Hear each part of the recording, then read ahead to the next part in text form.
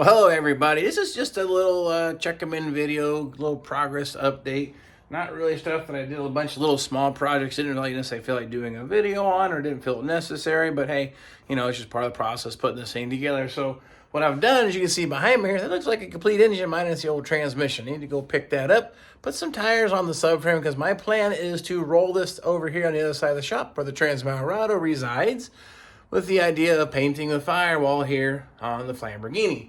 Normally I don't build the engine like this first, just kind of timing worked out that way, but I need to get this thing out of the way so I can paint the firewall. That is probably going to be the next video, prepping and painting the firewall, steam sealing, etc.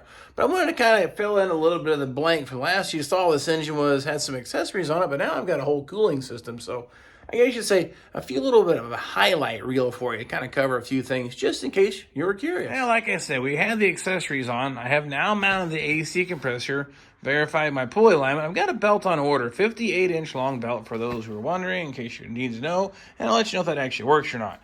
Now, I guess you would say, looking at this engine, I like to call it highly detailed and pretty. I didn't paint the whole engine blue. I took it apart, assembled the engine, and we painted some of the pieces. My pulleys are black, the alternator's like it's supposed to be, the brackets and stuff like that. I don't paint everything black like on the control arms or anything. So there's some contrast. This isn't just a rattle can rebuild. We take these things all the way apart, clean every piece, and that's what I'll get into next. So like all these little parts, everything you see. Look at this. I got a starter bracket. Thank you. Every single little piece you see here, all these little brackets, all these little pieces, I will media blast them all back to bare steel. So when you paint them, they look new. It's the easiest way to prep them. You can try to wire brush it, you can try to sand it, but the ease of media blasting it, be it in a blast cabinet like I have there, or take it outside, use my spot blaster. That's how I prepped every single part on this engine. That's why this aluminum looks like it does. This alternator looked like total garbage. This is a one I had on my parts shelf. Took it all apart, sandblasted or media blasted all the pieces, and put it back together. You see my video on my quote-unquote zinc plating, which is just chrome in a can, but it gives you the really close visual on the cheap, and you can do it yourself. But power steering pump, same thing. Took that all apart, all the brackets, media blasted all that. Power steering support back here, that piece there, media blasted. I like to clear coat the aluminum, not exactly 100% original finish, but it evens out the blasting, and it helps slow down and prevent that oxidizing again in the future.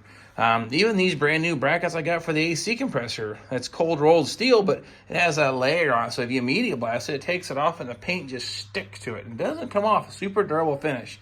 All these parts, I don't show all that, but I needed to mention it. Same as the control arm, brake caliper brackets. These are all reused parts, but they look really nice and new and clean because I like to media blast. So I'm just trying to hit home to get all the stuff looking like it did. Spend some time, clean it up, preferably media blast is my favorite, and put it back into service. So I've actually had a handful of gifted parts, and I guess I want to also take a moment to say thanks for that. And some of those gifted parts will be, one, this air cleaner. Nice 2-barrel air cleaner. All the pieces and parts were here in great shape. That 2-barrel carburetor was a donation. That solenoid. The kickdown switch was a donation. The throttle linkage was a donation. These are parts that are, I would say, considered hard to find, because for 2-barrel stuff, I wouldn't say they're high dollar items, but to me, they're almost priceless because of stuff like this. I now have all those pieces that just don't typically come up for sale because most people don't want them because they don't do the old 2-barrel. But that's what this car is getting. That is a Johnny Forehand rebuild here at the Vinyl Village Garage. That's some rattle can rebuild from Eastwood Company. It's considered their bronze or copper color. I don't remember. The base has been sandblasted, painted back to. I put some clear coat on the bare cast iron, but that's what we call a rebuild on that. I didn't do a video, but I'm right now, some of you like to wish to maybe have seen that. So, sorry, maybe I'll do one again someday, and I'll make sure that I do a video on that. So, a shout out and a thank you for my viewers who donate these items to me. And not to mention, they pay for the shipping. I offer to do that, and I can't thank them enough. I don't want to say names because maybe some people are private, but you know who you are and who donated what, and I definitely appreciate it. So I guess I'm saying not only will you viewers help me keep this channel going by watching it and making comments, but donating stuff like that, it is definitely appreciated. I try to make sure I respond with an email or text message, whoever sent it to me, and say at least thanks, but I want to let everybody else know that this is how this stuff happens, sharing the network of knowledge and tools and pieces and parts that, some of us don't necessarily need, but can be put back to use. So really awesome setup. But Anyway, what I'm talking about next, we're going to move this thing out of the way, move the axle, car to the side of the garage. And I'm going to work on getting this firewall all squared away and painted. It needs to be painted so when I get this done and running, I can bolt it back to the body. So next video is moving stuff around here in the garage, prepping that. It's already been sandblasted as for it's got a good foundation, but we need to scuff it, seam seal it, then we're going to prime it again with a sealer coat, which is epoxy. Then I'll put our shiny black on that and make that all good, like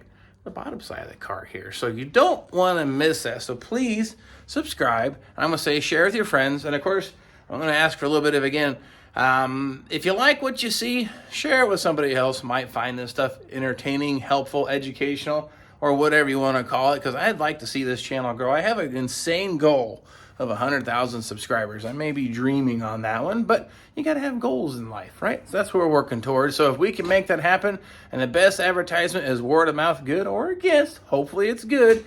But either way, tell your friends or somebody who might find this stuff really cool or interesting, or if it's something you want to see or they need to see on how to build these cars, let me know. I'll make sure I try to do a video on that. Like dropping the distributor, and I done did it. I probably should have done a video on that, but I will definitely make that on my list. So appreciate you following me on the journey of these old cars. Next time I see you, we'll be flipping this thing back on the ground, painting that firewall in preparation to put this bad boy back in there. And I hope to see you all then.